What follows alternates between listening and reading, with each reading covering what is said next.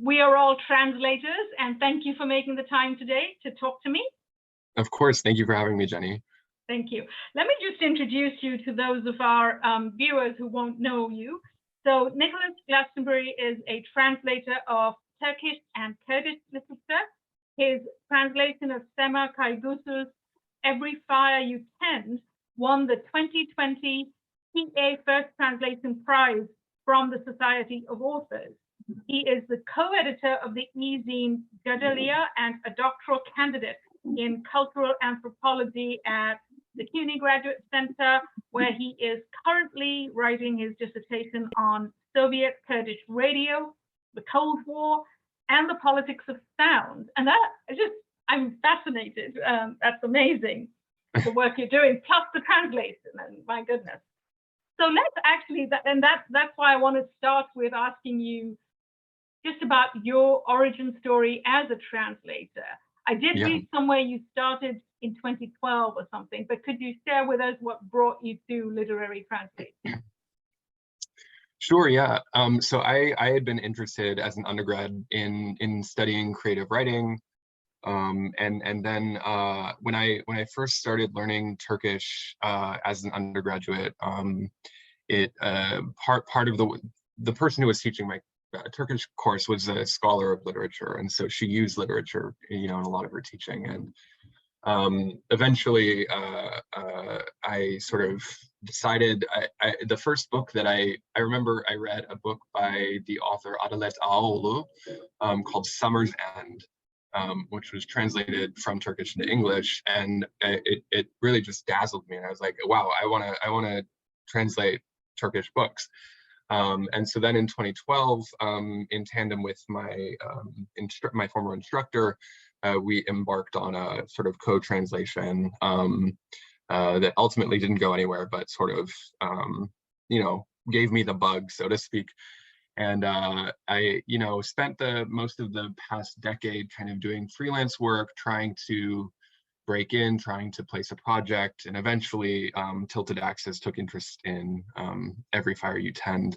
I had met Sema in 2015, and she and I had hit it off, and decided to kind of collaborate. And so, yeah, that's kind of my origin story.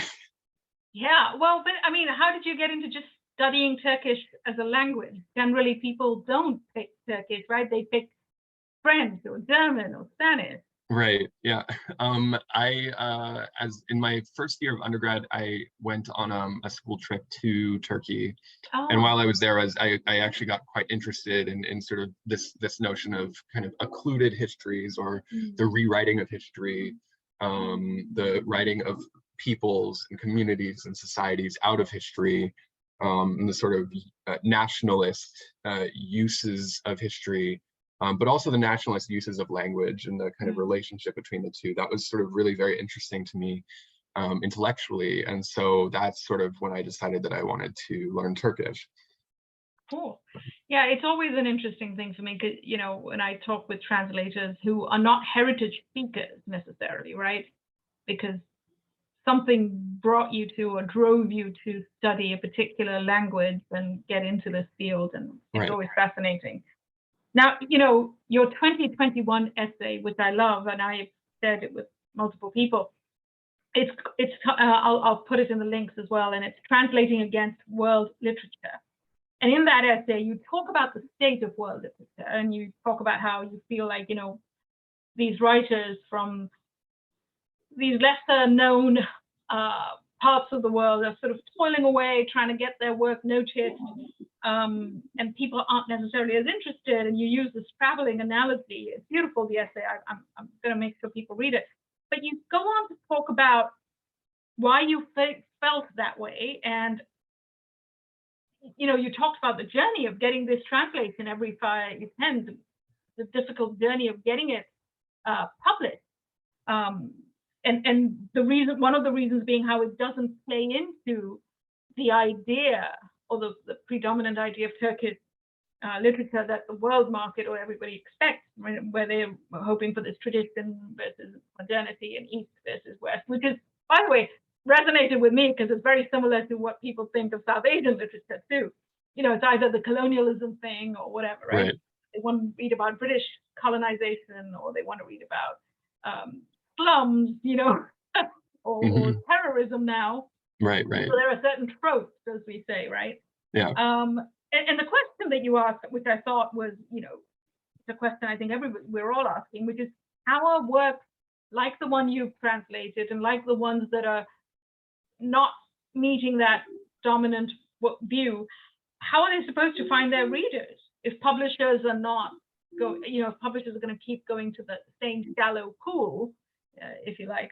And so a year later from that essay, do you feel the needle has moved at all, or do you think the world is still a bit broken? Yeah, I mean, it's a great question. I think that that essay has been part of a lot of other ongoing conversations about how to shift the needle. I'm not so optimistic at this point. I don't feel quite like the needle has shifted.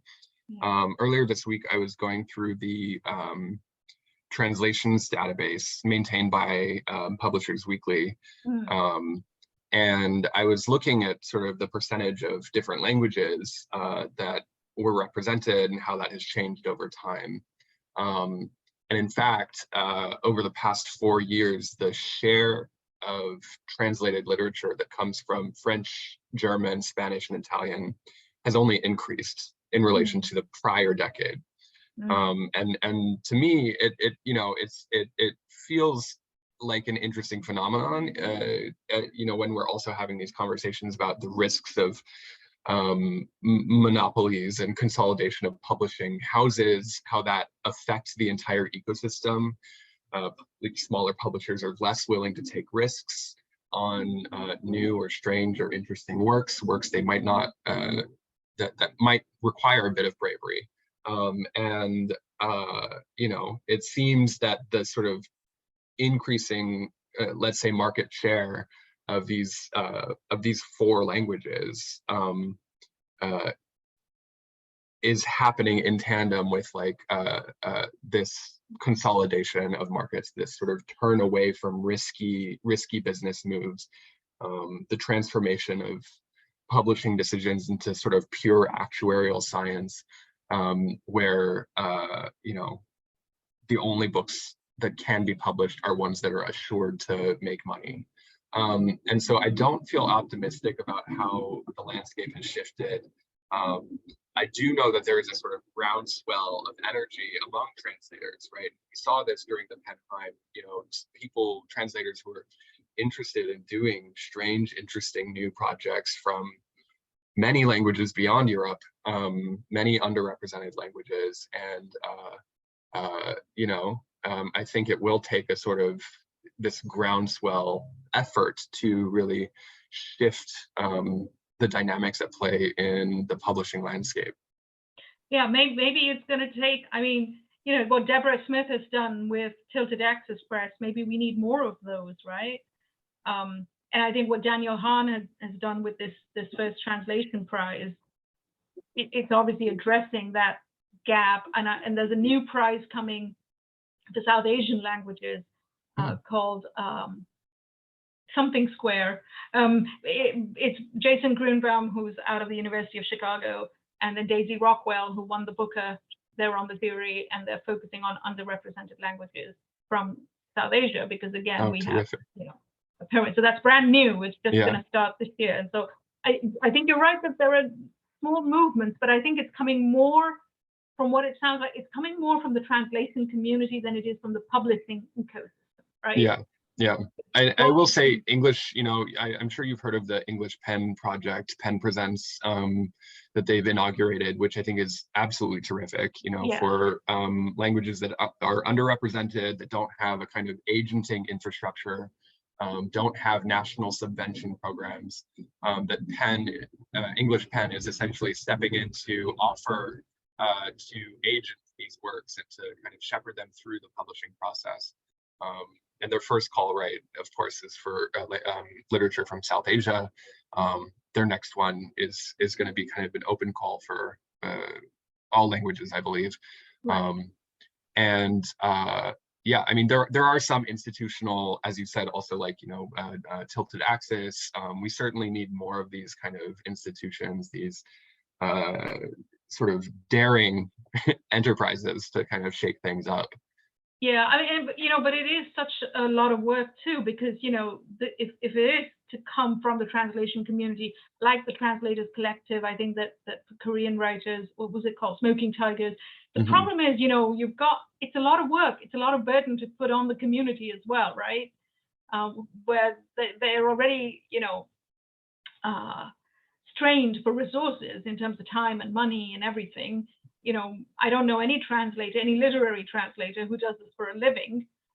They've all got jobs that pay the bills, and then we do translation on the side, right? Yeah. So I mean, it is still a long way to go, and which is why, which brings me to, there was also this viral Twitter thread that you had done, where you pretty much, you had almost just given up, you were quitting translation, and I that resonated with so many. And I think we all maybe have one moment a week at least where we say, why am I doing this? But we continue. But what's and I had missed the Twitter thread because we weren't connected then, but I found out about it through the interview that came from it that you did at Words Without Borders with Ant and Her, which was a terrific conversation between the two of you. And you guys talked about multiple things. And one of the things, I think, I'll come back to that interview, I'll link to it as well. But one of the things you guys talked about was the differences you might want to see in the pitching system. Yeah. Right? Could you talk maybe a bit more about that for those who may not have read the interview? Yeah.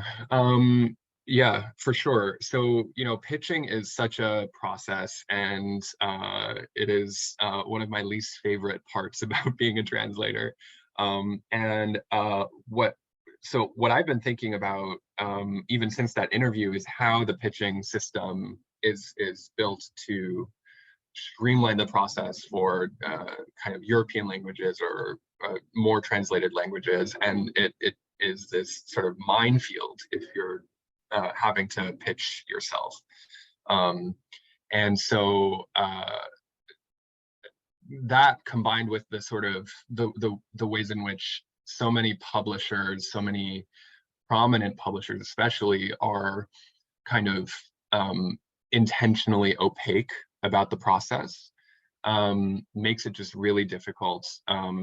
Transparency, a lack of transparency rather, in some ways adds to the prestige of these presses. And so I think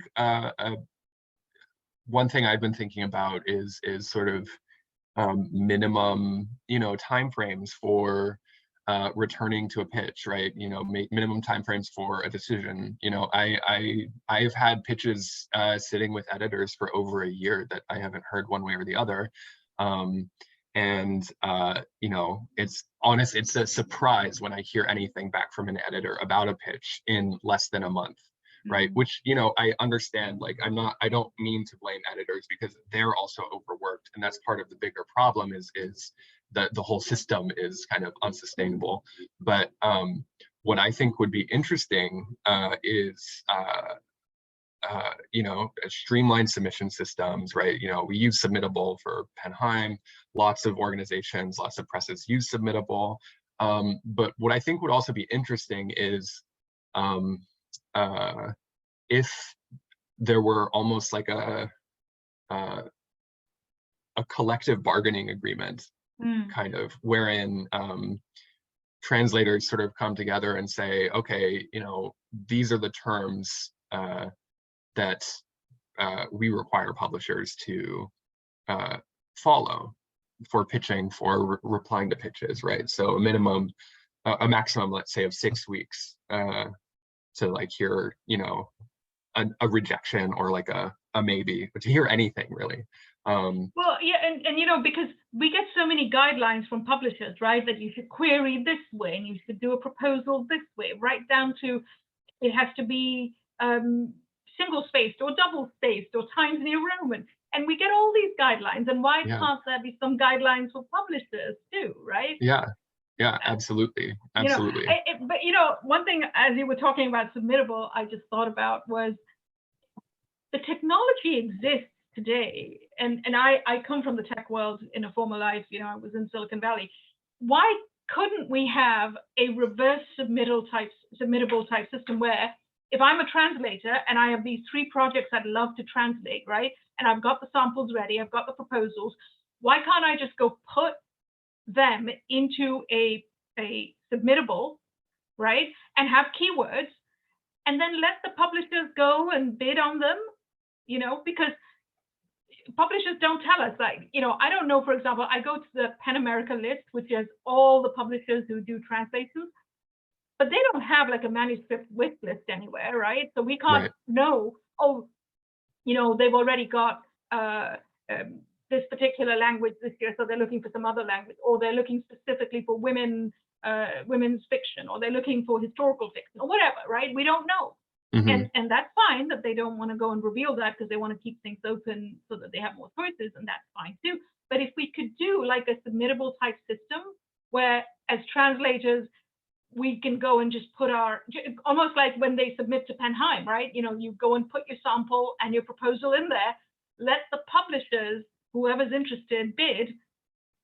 And I mean, that system, it's almost like a matchmaking system, right? For translators. And the technology exists, it can be done. And it would streamline and make things so much easier. Because what you can also do is you can have those proposals in there have an expiration date, right? And so a publisher should know that if they're interested, they have to bid by this date cutoff date, because then the translator's moving on to something else. Yeah. Oh, why can't we have something? It's so simple. I don't know. Yeah. I mean, that notion of an expiration date, I really like. I'm sitting on probably like 250 pages of samples that have gone nowhere over the past two or 3 years, and no matter how many times I send them out, sometimes for instance, I sent a piece out maybe a month ago that had been requested maybe 7 or 8 months ago, and that I just hadn't been able to get around to. Not even requested, just the editor had expressed interest, and that interest sort of disappeared in the interim, which is fine. Right, that the press is no longer actively seeking submissions for their whatever your catalog. But yeah, I mean, it's this sort of everyone, it's like ships in the night. Everyone is sort of ships in the night, and unfortunately, the people who are best equipped in a kind of that situation are the ones with the most resources. Right. I mean, but to your point, I understand fully that editors are also overworked, and that their inboxes are just filled with stuff, and they don't have time to get through to everything. And so that's why I think rather than filling their individual inboxes, because that's how many emails you have to send too, right? Every email has to be crafted, personalized, right? So why do all that? Why not just have a submittable system where we submit our proposals and pitches and let them bid for it? I don't know. Maybe absolutely. And also, I think it's one thing to sort of cold submit to a press, but it's another, like if you have a professional or personal relationship with an editor, and they've expressed interest in something, and then they don't say anything for over a year. That's if you've already got a relationship, or if you've been introduced by someone, my goodness, I don't know what to do. It's So that's one thing you would see that could really move the needle then, based on what we've discussed so far. What would be the one thing that you see having the most impact, that would be something that, that needs to happen like yesterday? Is it the pitching thing, or is it something else? This is I think I've come to this kind of opinion very recently, and it's a very polemical opinion, and so I want to say it with offer it with a grain of salt. Okay. But I think that there should be a sort of embargo on literature from French, German, Italian, Spanish. Yeah. Well, because it's not only is there so much of it, but then there's also retranslations, right? Right. Yeah. You know, it's they're only increasing their share of the translation market, which is already, you know, only roughly 3%, as you know. And so it's like, you know, less than 1% of that 3% is supposed to account for, you know, the thousands of languages and the thousands of literatures that are out there. Yeah, presses are sort of interested in plumbing these sort of you know, I mean, so I compare the things that I translate to things that I see coming out from presses, and I'm like, you know, like there's just so much, it's so much easier to get a French book out there than it is to get a Turkish book out there, to get like, I don't know, like a Gujarati book out there. Right. And it's, yeah, I mean, I think that the one thing that would move the needle is, you know, if for a year, editors didn't read submissions from, you know, French, German, Italian. And when I say French, you know, I mean, you know, sort of French, right? So like French from Senegal is going to be a different story. It's different, yeah. But yeah, you know, what you just said, that reminds me of, I think it was in 2015 or something, when Camilla Stamsi issued a provocation. She wrote an essay in The Guardian, and it was basically, she said, it's a provocation for publishers to not publish anything by men for 1 year, because back then that was also a difficult thing, to publishing women authors, you know, the numbers were bad. And she's obviously she wasn't speaking about translations, which it's even worse than translations, but she was talking in general. And she actually issued this provocation because the numbers had come out. I think somebody had done this analysis and said, you know, that women writers were not winning awards, they were not getting longlisted, shortlisted, things are better today. But, you know, what you're saying it reminded me of that. And there's no reason why we couldn't say, all right, here's a provocation for the, you know, publishing ecosystem. Don't publish these languages for 1 year, see what happens, right? Yeah.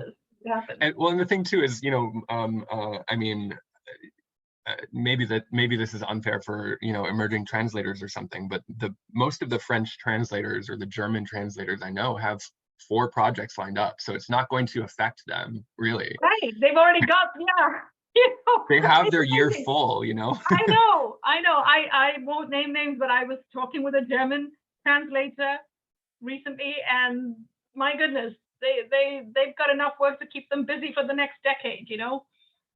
So yeah. Absolutely. Yeah. So maybe that's that kind of provocation, you know. So maybe that's something to think about. That would be a next essay. I'm waiting for that. You need to write that essay and issue that provocation. Yeah, I think that would be great. I think it would be a lot of fun. Yeah. I mean, it would set things going. I think Camilla Stamsi, she was actually confronted afterwards on this, right? Because people opposed her, and she said, you know what? The best thing this thing did, of course, publishers didn't stop publishing male writers, but it began the conversation, right? And I mean, it's just the conversation around that provocation. Okay, why? And people saying why they agree, why they disagree, and just the conversation, getting it out there more, I think makes a difference, because the visibility, right? A lot of people don't, if you're outside of the translation community, you don't know about these language pyramids and all of this Absolutely. stuff. Absolutely. I know, for example, like I have been telling people about the South Asian translation or language pyramid and how it's always Bangla, Hindi, Tamil, and people don't realize it until you tell them. And then you say, and here's why it's important, because this is how a language can die. Yeah. You know, I don't think it's as dire in the case of Turkish, perhaps, but it is in the case of Gujarati. I can tell you that the number of writers in Gujarati are also diminishing for this very reason, you know. So anyway, that's a whole separate. Well, yeah, no, okay, I mean, if I could just add on to that, you know, I'm thinking about Kurdish writers in Turkey who have there's if Turkish has very limited institutional access, Kurdish has none, right? The Turkish government is actively pushing against the publication of Kurdish literature. Kurdish writers are routinely censored, and you know, the kinds of circulation that Kurdish books are afforded, even within Kurdistan, is very limited because of these restrictions. And you know, one can't blame someone who wants to be a writer who is Kurdish for choosing to write in Turkish because it affords them greater access to a kind of writerly community, right? I think what you said, right, this is how languages die, is absolutely true. It's really, I mean, sort of troubling, and the fact of kind of a publisher's reticence to take chances on these lesser translated languages like Gujarati, like Kurdish, is really on par with some of the assimilationist policies that we see at play in these, you know, hyper-nationalist contexts as well. Right, and I think, you know, one of the things you mentioned in I think it was, where was it? I'm trying to remember where you said you were talking about how the publishers were, when they looked at Turkish writing and they didn't see it kind of playing to the predominant script,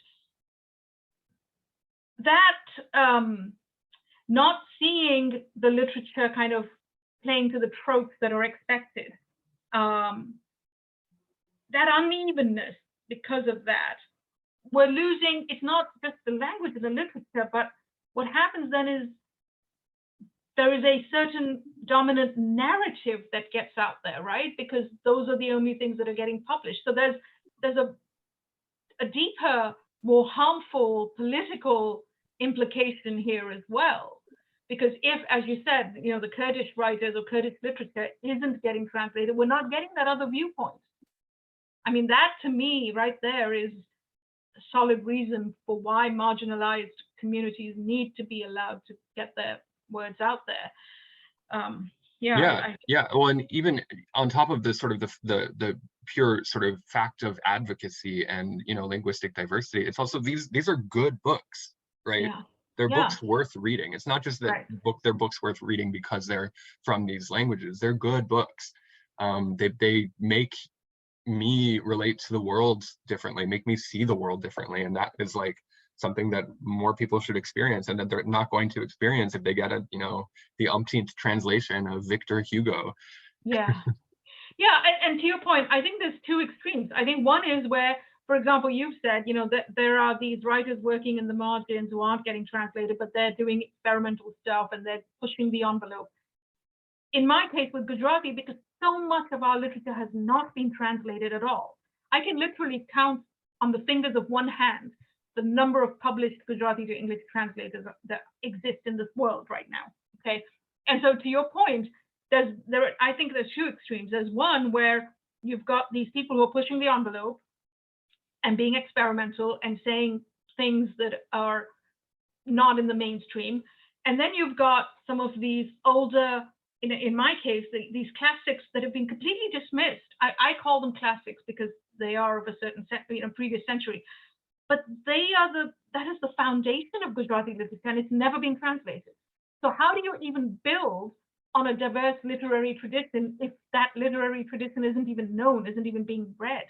Mm-hmm. And so in the case of Gujarati, we're still playing catch up, right? So we're just, I mean, it's, But again, that gets measured against the dominant mainstream. Oh, well, you know, that writer, well, that's hardly, you know, Tolstoy or hardly Madame Bovary or whatever, but it won't be. It will be in our tradition. It's a different tradition. You have to accommodate for that. Yeah. But like you said, it's, you know, they use the thing, well, you know, we can't find readers for it, but that's the tail wagging the dog, I say. Yeah. I mean, I always say, when you say that, oh, we don't think there's a market for the book, I don't know. I think if the book exists in one language, you'll find readers in another language if you position it right and market it well. Right? Yeah. And I mean, it's the marketing. It's like the process by which marketing happens is like the decision on whether a book is publishable or not doesn't happen in the hands of an editor quite often. It happens in the hands of a marketing team. Right. And it's like, you know, it's simply because, you know, marketing team, like it cuts back on the amount of work that a marketing team has to do if they can tap into a familiar kind of literary history genres that or languages that people are already familiar with. It makes it that much easier for the marketing team to sell the book. Exactly. It's not that they can't sell the book, it's just that it's like it will require them to do different kinds of work than the work that they're accustomed to. Exactly. I mean, that's what I always say. I say when a publisher or when someone in publishing says, oh, we have a market problem, I say, no, you have a marketing problem. You don't have a market problem. Absolutely. You know? Absolutely. Right? So focus on the marketing part of it, which is thinking outside the box. Yeah, hire better marketers. Yeah, exactly. You know, seriously, I worked in marketing as well for a while. I was a pricing professional, so I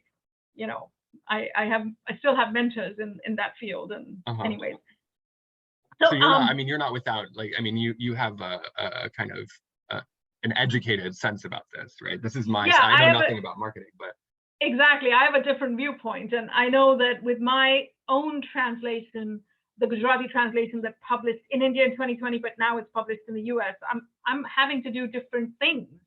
Like I'm going to school, high school, but rather than bookstores, you know, because that's where I can get interest.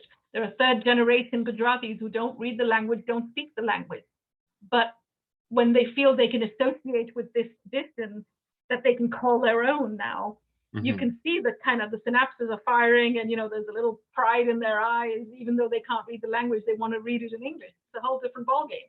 Yeah. Yeah. So, all right, I want to switch gears to the Heim Grant, which is how we met this year. So if you could maybe just tell our viewers a little bit about it and how you got involved. Yeah, so the Heim fund is, it's a fund established by the well-known translator Michael Henry Heim, who translated just so many different languages. And it was an endowment that he gave to Penn to basically provide support to emerging translators and to translators from underrepresented languages and literatures. So every year, you know, the Heim kind of solicits submissions that they then sort of decide to award 10. So every year there's 10 awards made. The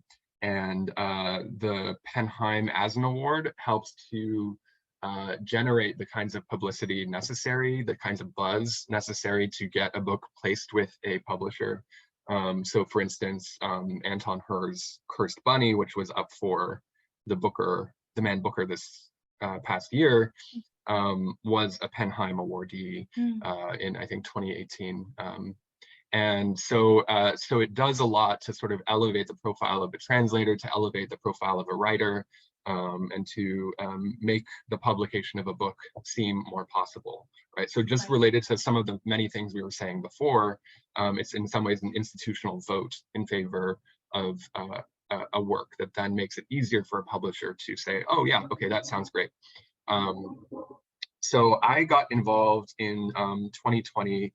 I was, I think, a couple months after I got the TA prize from the Society of Authors, the chair at the time, Peter Constantine, contacted me and asked me if I would join as a jury member. And so I served for 2 years, and then this past spring, the Penn Translation Committee asked me if I would chair the committee, which was, you know, very exciting, because it's every year when I read the Heim submissions, I feel much more optimistic, right? Talking about the groundswell where we began, it makes me feel so much better about where the collective opinion about world literature is. So so this is my first year chairing the jury, and next year will be my last year. You do 2 years, yeah, one big priority for me is you know, not only sort of really committing to Michael Henry Heim's vision for the award of elevating underrepresented, minoritized translators and languages, but also kind of trying to diversify the jury itself as well.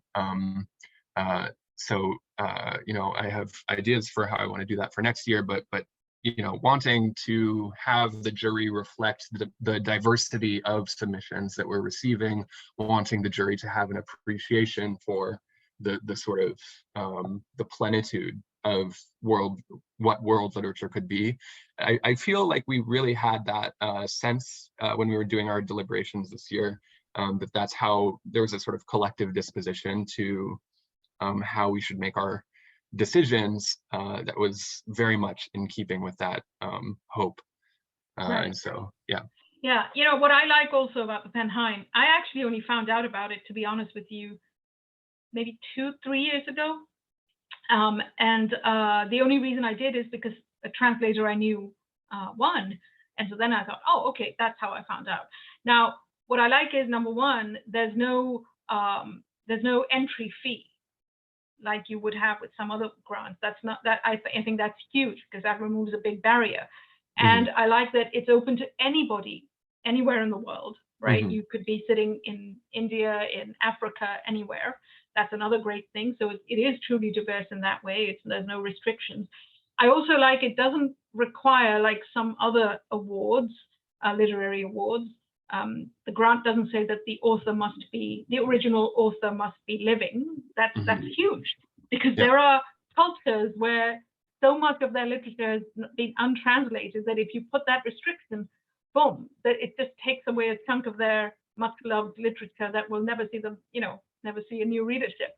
So I think that's great. And then, you mentioned, I agree with you. I think the jury, the deliberation process, this was my first time, and I walked away from it feeling so enlightened, because everybody had such valuable viewpoints, and everybody was different in terms of how they, and I thought that was good. I'm glad we weren't all agreeing on the same, things, because I think if that had been the case, then definitely our unconscious biases were in play more than they should have been. So I think, to your point, I think it kind of worked out. It was such a smooth process. I was thinking that deliberation process would maybe take longer, and we would have, but it went very well, and we put a few submissions into the running that had not been after the first round. Yeah. And that tells you that the process is effective then, right? Yeah. Absolutely. Yeah. I think, everyone was such a strong advocate, not just for the pieces, but for a particular vision of what the award should be doing. And that felt really encouraging. As you said, right, wanting to think about where translators are situated, who has access to opportunity and who doesn't, right? So living in New York, where most publishing houses are based, I have more opportunity than someone who doesn't live in the United States, that doesn't live in Europe. And so that's also a hugely important consideration for how we define access, how we define opportunity.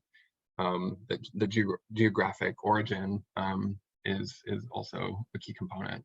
So yeah, and I think the other good thing was the entire jury was all translators. They were not people from the publishing world necessarily. So these are people who have skin in the game, who've kind of been through this process.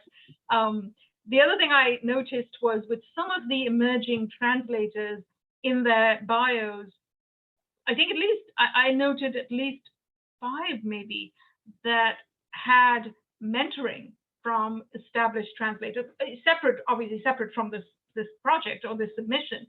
They had other ways through Alta or Society of Authors or whatever. And I feel like, I don't know, you might know this better. Is that, do you see more of this mentoring now happening in the community, or is that something that's always been going on, but I just hadn't cottoned onto it? Do you see it happening more now? It seems to me like it is happening more now. I mean, I started going to Alta, I think in 2014 may have been my first Alta. And they had awards for emerging translators, but they didn't have these mentorship programs. And certainly if they did, they weren't as robust as they are now.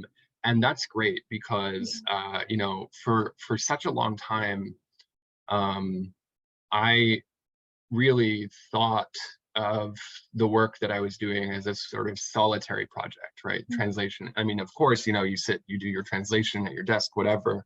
but what really makes it possible to keep going through what is otherwise a punishing process, a punishing kind of profession, is the community.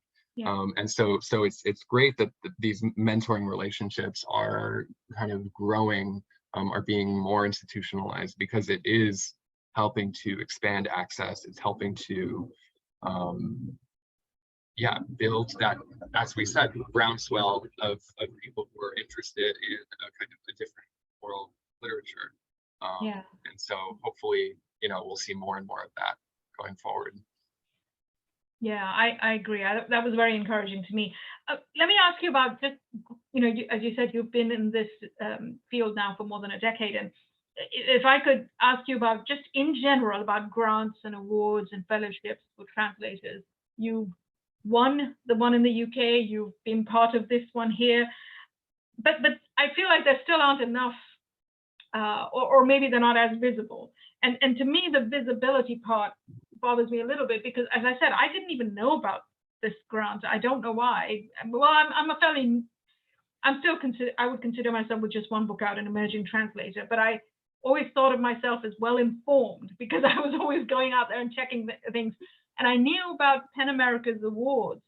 I just didn't know about this particular grant as much. And I think it's because it's a little buried on the website perhaps, and there isn't as much of a song and dance about it as some of the other PEN America awards. Yeah. I don't know, that I felt that maybe the visibility for me wasn't there. Yeah. And I did apply actually. So in full transparency, I actually had applied this year, but then when I was asked to be on the jury, I withdrew, which is totally fine. I would rather do what I'm doing. This is also very effective, so that's fine. It's funny because when I was asked to be a jury member, I was also like, that very day I was like about to submit my application, and I didn't.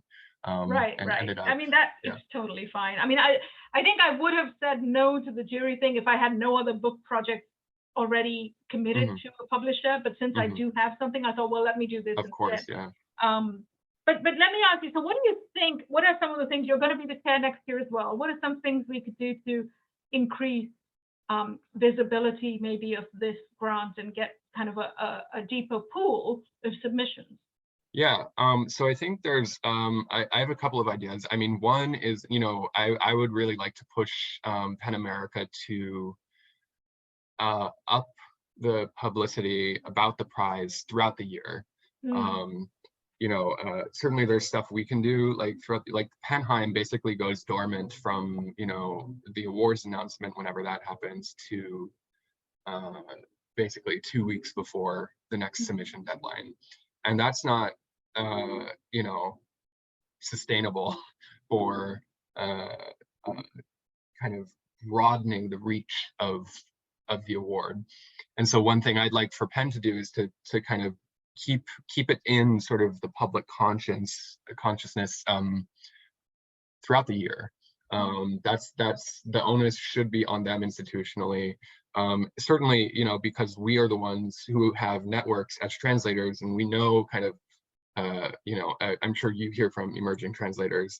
I certainly do. And so I think we can play a role in broadening the scope as well, and circulating it throughout our networks, not just when it's like 2 weeks till the deadline.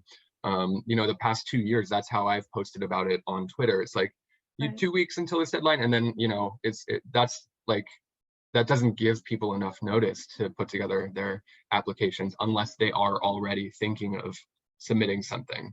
Right. So, and I think it's some of those things can be pretty low-hanging fruit, because if there was, for example, on the website there was a blog, and let's say the people that are announced as winners, maybe there's a standard questionnaire, so we don't have to invest in somebody doing an interview afresh each time. It could be just like, like New York Times by the book questionnaire, a standard list of questions, and we have all 10 of them do it, and then you release them one at a time. And so it's little things, it's drip feeding and constantly staying in the news, right? Or you go, or whenever one of the previous award winners, whatever they won the award for, if it gets a publication. Yeah. Oh, boom, bring them back on. Yeah. Talk about this book. Yeah. Talk about how the journey from winning the PEN Heim to, to getting to the publisher? How did that happen? Because I think that's the other part that people are going to struggle with is, okay, well, I'm going to submit to this thing. I may or may not win, but then how do I get from getting the grant to getting to a publisher, right? And so I think the more we bring that transparency, so anybody who won a grant, like you said, Jeremy Tiang, right? Jeremy's pretty well-known translator, but no, sorry, Anton He. Anton, yeah. Anton's cursed. Jeremy, funny. I think, won it at some point too. So I'm sure. But Anton's cursed funny. He, from the point of winning to the point of getting it to publishing it, and then to the point of actually getting to a shortlist on the Booker. I mean, there's all these little ideas, and so it's just, even if they could just have somebody do that. I mean, I was thinking just for selfishly that once the announcement is made, I'm going to ask each one of the winners to come talk to me on We Are All Translators on this platform, right? And just say, hey, tell me about your submission. Tell me why you were drawn to this and why did you decide to submit, and because it can trigger something for another person, right? Just listening to that. Yeah, so that's a fabulous idea. I really like that. And I also like, trying to, having these questionnaires that, like, you don't even have to do the work throughout the year, but you just have them ready. You can post these profiles that, maintain a sort of public presence of the grant so that people don't just like, it doesn't just fall to the back of people's minds. Yeah, just set up it's so easy. Just set up a Friday newsletter and have a Google form, and Google form links. I don't know what platform PEN America uses for their website. If they're using WordPress, it's very easy. Google form plugs straight into WordPress. So you don't even need somebody to sit there. I mean, they may need to just edit if there's typos, of course. So you just need somebody to just kind of go through, make sure there's no typos, but the rest of it, you can automate. And anyways, The other thing too, I'll add is, I don't know if how much you've poked around the website, but the books that it mentions, like these are like recent recipients, and it's books from like 15 years ago. It's like the first book by Jenny Erpenbeck, who has now become one of the most acclaimed German writers in English translation. Like there needs to also be institutional work to, like, keep the grant current, right? So that the books that are in kind of the public eye at the moment, right? Cursed Bunny, for instance, that those can be featured prominently. So it's like, you see that, you think, wow, I have a project that is cool and weird, like Cursed Bunny. I could send that in, right? I love Cursed Bunny. I love Anton He, and so I want to, apply. Yeah, and actually that could be a very simple set up a bookshop corner, right? I mean, that could be a revenue stream, a small revenue stream, but it could be a revenue stream for PEN America. Set up a bookshop corner. They should hire you, Jenny. I mean, just these little things. I mean, the problem is time, right? None of us have time, but just set up a bookshop corner, put those in there, and then let people, do a recommendation thing. So, oh, you liked Anton He's Cursed Bunny, you might be interested in these previous winners too. So, anyways, So, I want to come now to the book that you translated and you won for, which I haven't read yet, but I'm fascinated because I read your interview. Well, it's a conversation that you had at PEN Transmission with Sema. Oh, let me say that name properly. Kaygusuz, right? Okay. Yeah. And so you said in that interview something that I loved. It was at the end where you said the book is about how language can provide us with the tools to arrest history. It's mourning a tragedy, but it's also a celebration of the human will to make history for ourselves. So just for those who may not have read the book, if you could maybe just give us a little summary of what the book is about and then maybe do a brief reading from it, that would be great. Yeah, absolutely. So the book, Every Fire You Tend, is the sort of, it's a very hard book to summarize, in part because it's about how language fails to do the thing that language promises to do, which is to communicate, right, to make connection possible. But it's about a woman who feels the sort of embodied shame and trauma that her grandmother experienced as a survivor of a Turkish nationalist genocide in 1938. And so that's the sort of very like that doesn't actually feature in the book, right? The genocide in Dersim, like the book isn't about that. It's about it's about trying to reckon with the past. It's about trying to live with histories of violence that are not over, and to dwell with these kinds of incommensurable sort of things that are pulling on the self. And it's narrated in the second person. So there's this sort of splitting of the main character in two, which is really sort of something that I found really compelling about the book. And yeah, it's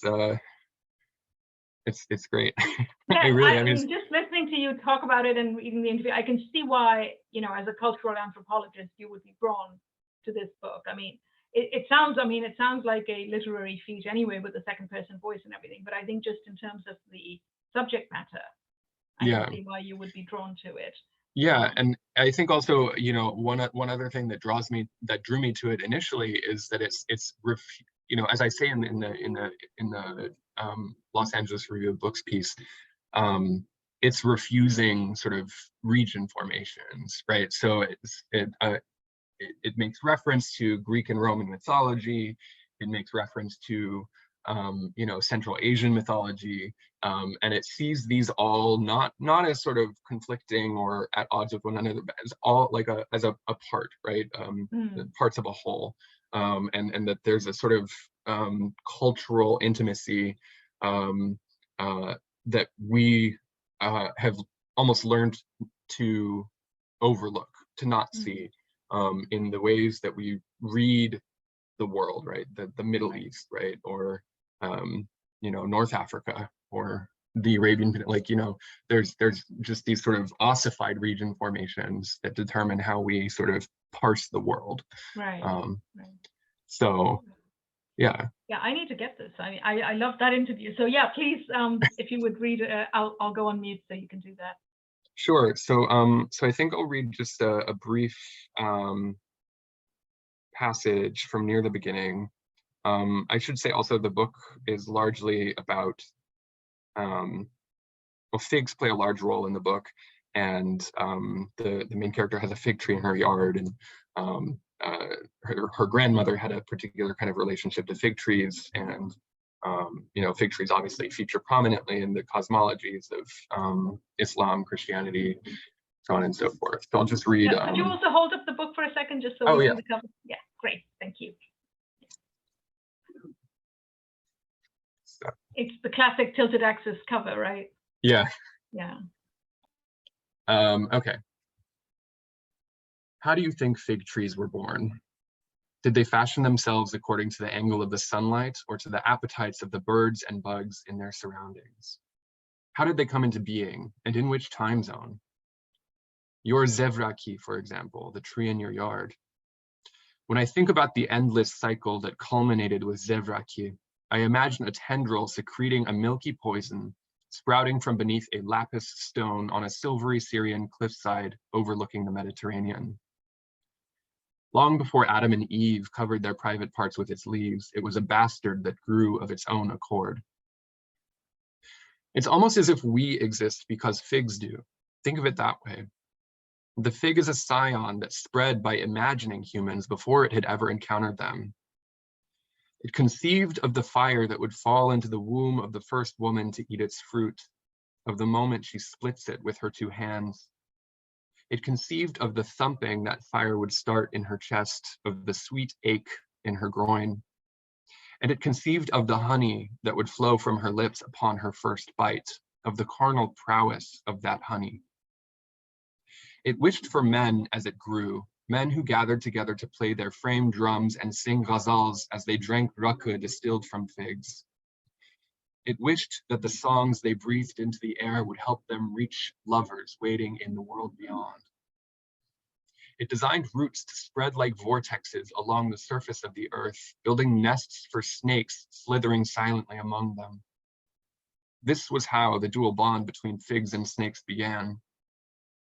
Over time, the shadow of the fig tree became the gathering place for punishment and praise, for poison and antidote, for arousal and calm. Eventually, its roots meandered underground. It emerged among humans in strange places, splitting the walls and cracking the foundations of derelict homes across the four corners of Mesopotamia. In time, of course, the fig became something of a demigod. In an age when innumerable gods and goddesses and human-animal hybrids began to converge in the fabric of a singular creator, the fig held its place in the world with a terrifying depravity, a symbol of the singularity in the plural and the plurality in the singular.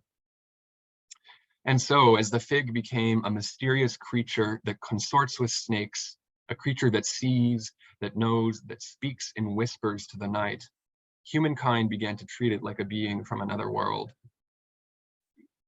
The Aramaeans gave the fig its first name, calling it Idra, or spirit, and thus setting it apart.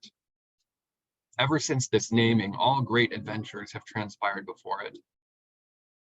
In fact, the fig tree was the symbol of knowledge in Hebrew, and from Idra, it grew into a weightier, more sublime concept of wisdom. These letters, portals that open onto all places in the universe, hold the fig's ingenuity. Because of the spell contained in the word Idra, to speak the fig into the world is not only to give voice to the greatness condensed in everything, in water and leaf and stone, from the peach fuzz of human skin to the fur of a leopard, it is also to declare there is a beginning. Reverberating in Hebrew, the fig became a sonorous sentence that nobody could grasp in its entirety. I can stop there. I can keep reading.